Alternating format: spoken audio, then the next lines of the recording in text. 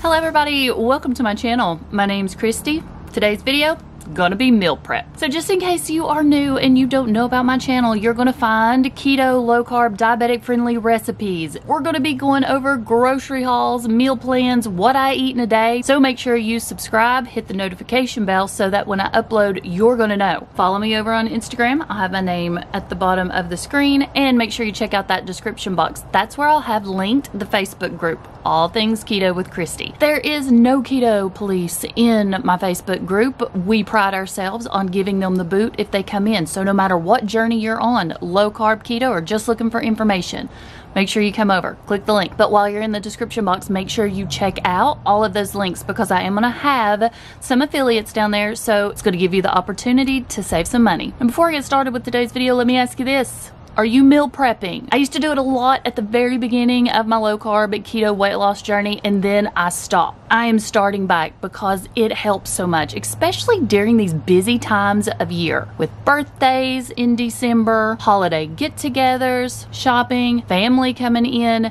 You're not always going to have time to make a meal. Meal prepping gives you the opportunity to open up that fridge and you've already got stuff right there. Throw it together, warm it up, you're good to go. You don't have to worry about falling off plan. So if you are not meal prepping, it's something that you need to consider. Even if it's just a breakfast, a couple of snacks, dessert, it's going to help you throughout the week. Believe me.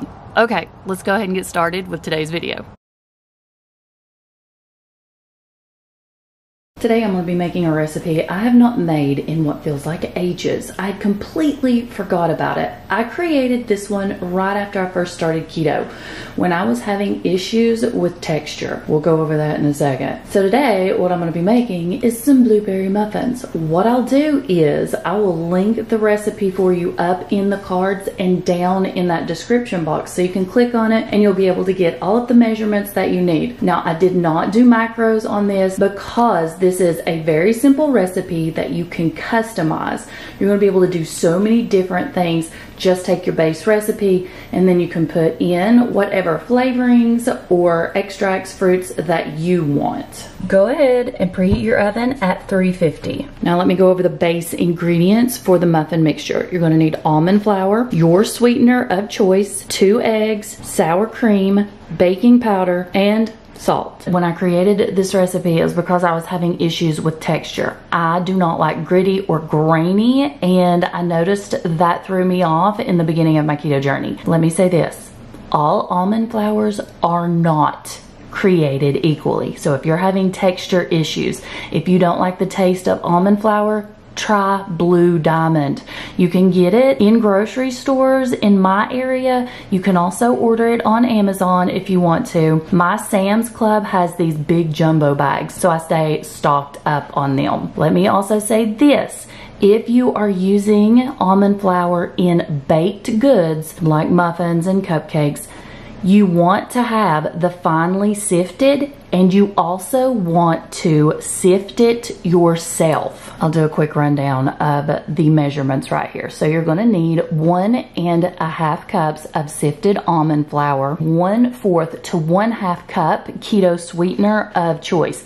Just depends on how sweet you want these muffins to be. 1 tablespoon of baking powder, 2 eggs, 1/4 teaspoon of salt, 1/4 cup of sour cream. Today I'm just going to be using the Pyure. You can pick this up at Sam's, Costco, online at Amazon. I'll link it below for you also. I'm going to go ahead and mix up all of those ingredients. For those of you wondering, I only used 1/4 cup of the Pyure. Plenty sweet enough for me. Today's muffins are going to be blueberry flavored, and yes, I am going to use a few blueberries in these. You can use strawberries if you want to. You can completely leave out fruit and just put some extracts in it, and that's going to cut your carb count way down. In these muffins, I'm not going to put blueberries in every single one of them because unfortunately for me, now blueberries or pretty much any fruit significantly spikes my blood glucose because, in case you don't know, I was recently diagnosed as a type 1 diabetic. Instead of blueberries in a few of these, What I'm gonna do is add some of this concentrated flavoring. This is by O Flavors, and I like to add this to the bagel bombs that I make. I like to add this to cupcakes, muffins, cakes, tons of different things. I got an entire sample pack of these. I'll link them in that description box for you, because if you've not tried these, you need to. They're keto friendly. There's no sugars added into this. They're diabetic friendly, but it adds a lot of flavor. And where they're concentrated, it doesn't take a lot. Personal preference, how many drops you want.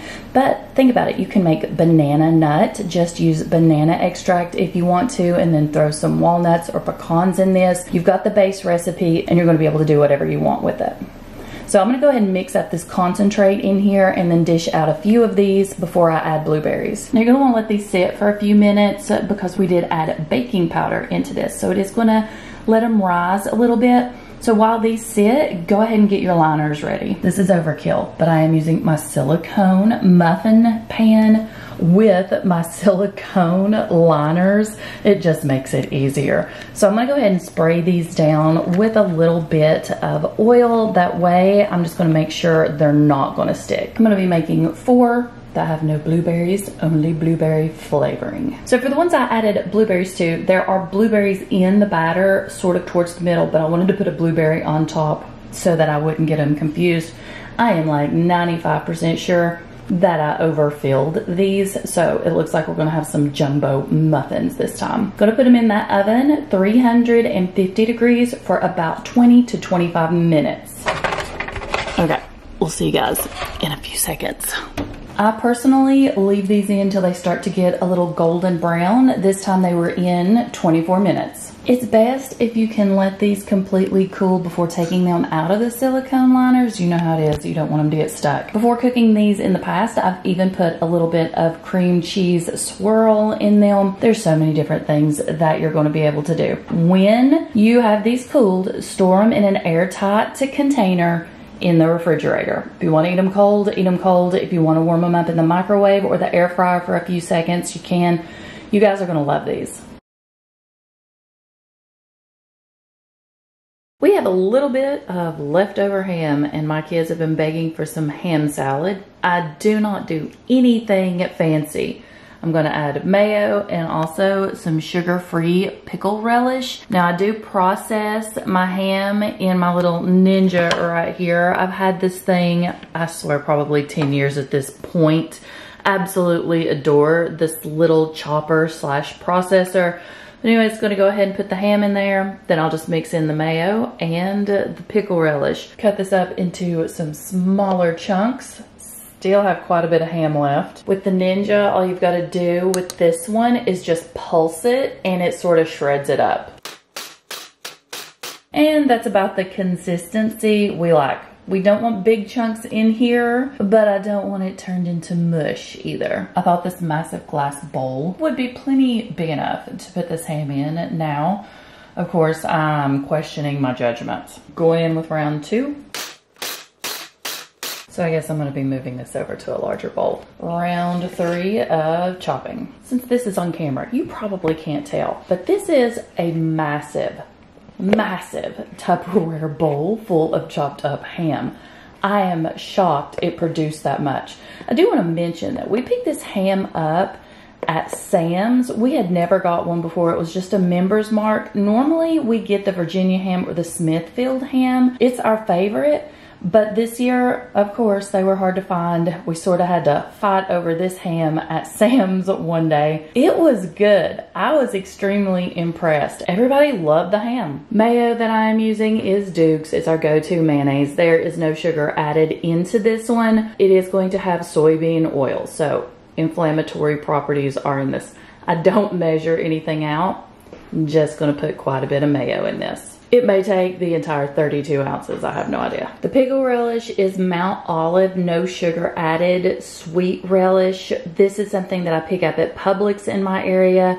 That's pretty much the only place we've been able to find a no sugar added relish. No bad ingredients in this one, but it is going to be sweetened with sucralose. Gonna give it a mix and see how much more mayonnaise I need to add in. Not only did I have to add more mayo, I had to add more sweet relish and get a bigger spoon. I know what you're thinking. you're like, there's no way that your family can eat all of that ham salad. I'm gonna put in the comments below and I'm gonna pin it just how long this ham salad is gonna last us. I would venture a guess that it will be gone today.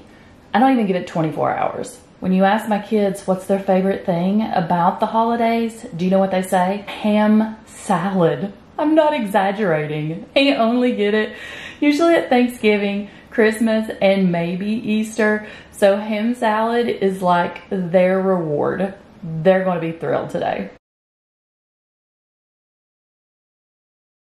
I was going through my phone and I found this recipe that I had screenshotted from Ketoserts. You guys see the name? Hopefully I can figure out where this came from. I'm not sure if it was Instagram or YouTube, and what I'll do is I will link it below. But we're gonna be trying out this fudge recipe, Keto Butter Pecan Fudge. And we're talking about minimal ingredients here and everything I already have in my pantry. Starting out with 2/3 cup salted butter. Add that to your pot, and your pot needs to be on medium to low heat. 2/3 cup of heavy cream. Now I'm gonna add to the pot 1/3 cup of powdered Swerve. You can normally find this in Walmart and some grocery stores, but in case you're having a hard time finding the powdered version, I will link it below. I normally just order mine off of Amazon. This seems so simple. I'm crossing my fingers. Next, it calls for 1 teaspoon of vanilla extract. I'm actually going to do 1/2 teaspoon of vanilla and 1/2 teaspoon of maple. Now we're going to mix all of this together and let this simmer for about 10 to 15 minutes until it starts to thicken up. While that mixture is simmering, I went ahead and lined an 8x8 glass pan with parchment paper. It makes it easier just to go ahead and pull this entire thing out once the fudge is set. If you have a silicone mold that's 8x8, go for it. You're lucky. I need to order one of those. Now that it's thickened up, I'm just going to transfer it over. The recipe did call for 1 full cup of chopped roasted pecans. I'm having issues with nuts spiking my blood glucose. So I'm only going to chop up a few and sprinkle those on top, basically as a garnish. I give the bowl a little tap to get any air bubbles out. And now I'm just going to sprinkle a few of these chopped pecans on the top. Now I'm gonna go ahead and put this in the refrigerator or freezer for around an hour until it's completely chilled and set up. This fudge set up to be gorgeous. I have a small complaint though. I feel like putting this in an 8x8 made it a little too thin. Next time I'll put this in a container that's gonna be smaller and the fudge will end up being thicker. Now that it's set up though, all I have to do is just pull this piece of parchment paper out. Once it's laid out flat, it's gonna make it easier to cut. I've already started. I'm gonna cut this into little squares. I'm gonna put it in my glass container. I'm gonna store this in the freezer because it is that buttery consistency. I really don't feel like this is a fudge you could leave out on the counter. My suggestion, store it in the freezer. This is a great base recipe. You could put whatever extract in this that you want and whatever toppings. I'm chewing, so excuse me. This isn't gonna last long. It is dangerously delicious. Another recipe that I made this week was keto-friendly, low-carb bacon cheeseburger casserole. I have not made this one in ages either, and it is Briley's favorite. There is an entire video on this one so that you can see your measurements, you can see exactly all of the ingredients, and you can follow that. But I just want to let you know, we're having bacon cheeseburger casserole a couple of times this week and I'm not sad about it. And this is another one of those recipes that I have that freezes well. So if you wanted to pick up some of these smaller foil containers, either at Dollar Tree, Walmart, you could go ahead and make some of these up in advance. Pop this in the air fryer or in the oven. When I freeze meals like this, I like to use the smaller foil containers. That way they'll fit in the air fryer a lot easier. And I'm not gonna be making a casserole that we're gonna eat on for a week or two. This is gonna give us 2 or 3 servings out of it. We're not gonna get burnt out. What I'll do is I'll go ahead and link this recipe up in the cards for you, and I'll also put it in the description box.